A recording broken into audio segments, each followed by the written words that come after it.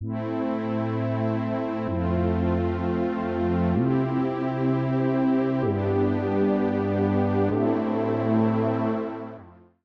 然阿帕奇武装直升机服役已有近40年，但依然是世界首屈一指的武装直升机。阿帕奇要性能有性能，要战绩有战绩，因为其性能先进、威力强大，使得美国至今都没有新一代武装直升机服役。阿帕奇依然在美军中担当大任。同时，阿帕奇也获得了其他国家的认可，全世界超过15个国家或地区装备了美制阿帕奇武装直升机。经受过实战检验的阿帕奇也因此受到越来越多国家的青睐。阿帕奇首次实战是在1989年12月，美国入侵巴拿马，逮捕曼纽尔·诺列加将军的正义事业行动。当时，美军82师的11架阿帕奇参与了行动。该役中，阿帕奇总共执行了200小时的战斗飞行任务，期间发射7枚地狱火导弹，目标包括诺列加将军的总部。结果7枚全数命中。1990年，伊拉克入侵科威特后，将近一半的美国阿帕奇部署到沙特。在1991年1月17日的沙漠风暴行动中，8架阿帕奇在4架 MH-53 直升机的引导下，在行动的第一次攻击中摧毁了伊拉克的部分雷达网，让多国部队的攻击机躲过侦察。每架阿帕奇运载了一个9头蛇70航空火箭、地狱火导弹和一个辅助燃料箱。在100小时的地面战争中，共有277架阿帕奇参战，摧毁了278辆坦克、众多武装运兵车和其他伊拉克车辆，而只有1架阿帕奇被一枚近距离火箭推进榴弹击中后坠毁，但机组人员幸存下来。凭借优异的射控系统、强大的机动力与火力，阿帕奇在当时不仅蹂躏了伊拉克大而无用的装甲部队，而且几乎抢光了主战坦克的风头。1999年科索沃危机期间，美国陆军也曾快速部署了16架阿帕奇至该地区，协助当地美军作战。在对阿富汗和伊拉克发动的持久自由行动中，阿帕奇直升机也参与了这场反恐之战。这个优秀的坦克猎人摧毁了数以百计伊拉克军队的装甲车。作为世界上最强的武装直升机 ，AH-64 阿帕奇由美国波音公司设计制造，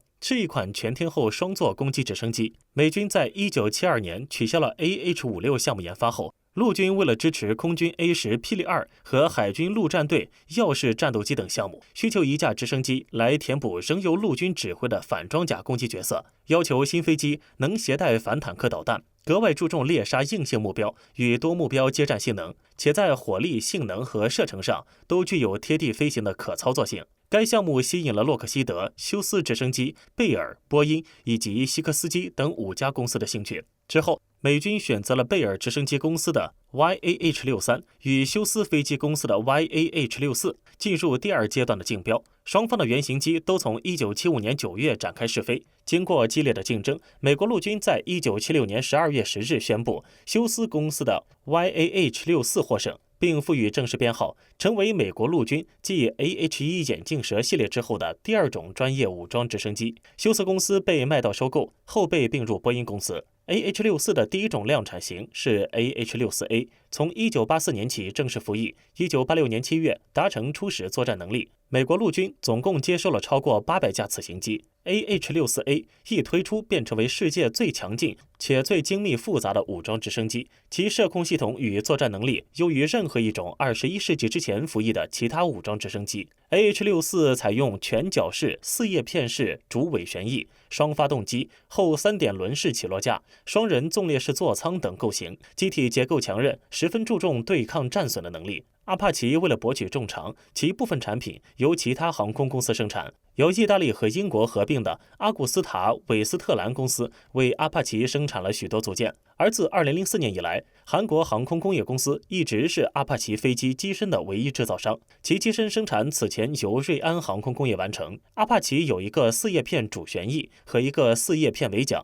飞行员位于副驾驶或者炮手的后上方，2名机组成员都能独立驾驶飞机和使用武器进行交战。成员舱在2个驾驶舱之间有防护罩，这样至少有1名机组人员能在撞击或者袭击中幸存下来。舱室和旋翼桨叶设计用于承受23毫米子弹的打击，机身能承受约1100公斤的撞击，并有一个自我密封的燃料系统，以防止弹道炮弹。飞机的设计满足了耐撞性要求，以尽量减少机组人员伤亡。这是通过增加结构强度、耐撞击的起落架、座椅和燃料系统来实现的。起落架具有极强的吸震力，能承受机身速度冲击地面时产生的力量。阿帕奇的革命性特点之一是它的头盔显示器、集成头盔和显示瞄准系统。飞行员或炮手都可以将直升机的30毫米自动 M230 链式的武器发射按钮在头盔上进行操作，并使枪头移动到头盔所看到的地方。M230E1 也可以固定在锁定前方发射位置，或者通过目标捕获和指示系统进行控制。在更先进的 AH-64 型号上，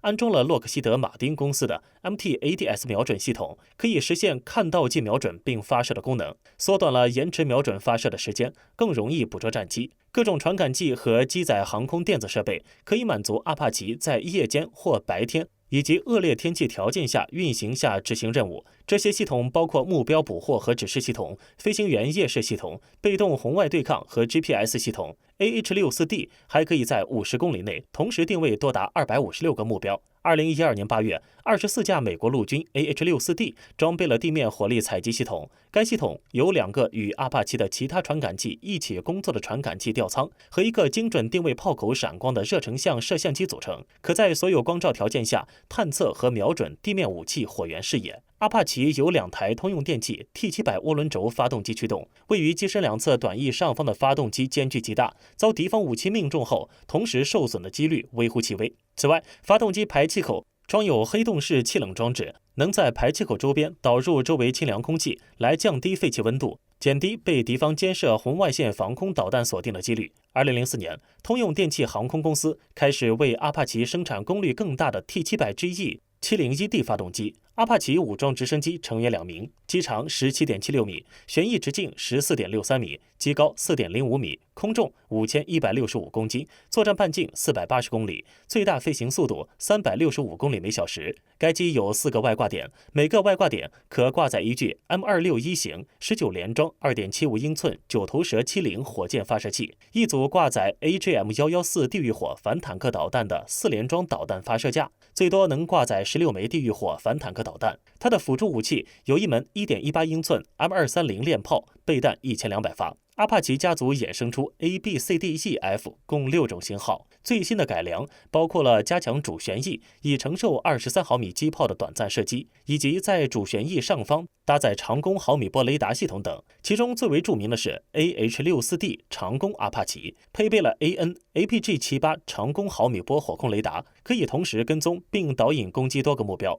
且能够探测并导引直升机规避周围障碍物，有效弥补了光电探测系统受气候影响给武装直升机造成的作战局限，成倍提升作战效益。而在 AH-64D 的基础上进一步改进，得到的产品便是此次印度手上的 AH-64E 守护者。这是阿帕奇家族最新最好的量产级产品。和前级比起来， AH-64E 的改进主要在于大幅度提升战场资讯交流能力，其技术性能进一步上升，可与美军联合战术信息分配系统相容。AH-64E 能够控制无人驾驶飞行器，它可以请求从地面控制站控制 RQ-7 或 MQ-1C 灰鹰，以便通过数据链通信进行安全侦察，完成 OH-58 侦察直升机的任务。阿帕奇控制无人机的互操作性有4个层间：间接接收有效载荷数据，通过直接通信接收有效载荷数据，部署无人机武器以及接管飞机控制。阿帕奇在美国的军事扩张和反恐行动中扮演着极其重要的角色，立下的战功数不胜数，创下了直升机空战的奇迹，无愧于美国最成功的武器装备之一。迄今为止，服役38年的阿帕奇依然在武装直升机领域独霸江湖。本期的视频就到这里了，请持续关注我们，既可以收看最新视频，又能浏览往期的精彩。欢迎在评论区留言，我们下期再见。